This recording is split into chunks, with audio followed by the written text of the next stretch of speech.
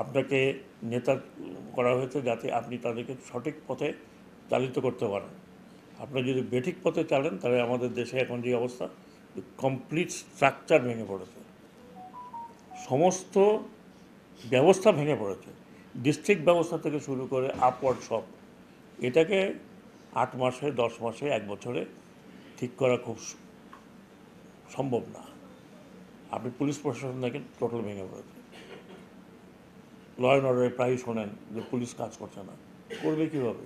Structure নাই তো, structure শেষ, আইনের স্ট্রাকচার শেষ, প্রশাসনের স্ট্রাকচার শেষ। কাজেই এটা রিবিল্ড করতে আপনাদের সহযোগিতা প্রয়োজন। খুব সীমিত এক্সপোর্ট, আমরা এখনও এক্সপোর্ট ডাইভার্সিফাই করতে পারিনি। আমাদের সীমিত এক্সপোর্ট হচ্ছে গার্মেন্ট, এবং এই গার্মেন্ট ইন্ডাস্ট্রি যদি ডিস্টার্ব হয় তাহলে আমাদের যে অবস্থান এখন বাংলাদেশে সেটা খুব ডিফিকাল্টির মধ্যে পড়বে। আর লরি বলেন, আপনার শ্রমিক কী বলে, আপনার এই গাড়ির চাকা ঘুরছে বিকজ অফ দি গার্মেন্ট। এটা মনে রাখতে হবে।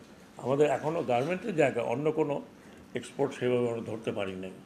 আমরা যেদিন বলবো যে আমাদের ডাইভার্সিফিকেশন আছে, যেমন আমি মাঝে মধ্যে বলি আমাদের বিরাট সম্ভাবনা হচ্ছে আপনার শিপ বিল্ডিং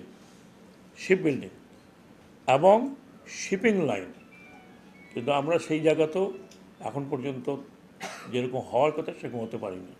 কিছু কিছু শিপ বিল্ডার আছে, দুইটা একটা, যারা কিছু কিছু তৈরি করে বিদেশের জন্য।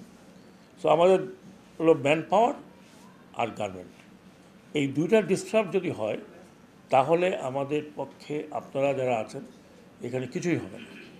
এয়ারফোর এই জিনিস দুটোকে একটু বেশি দেখার কথা।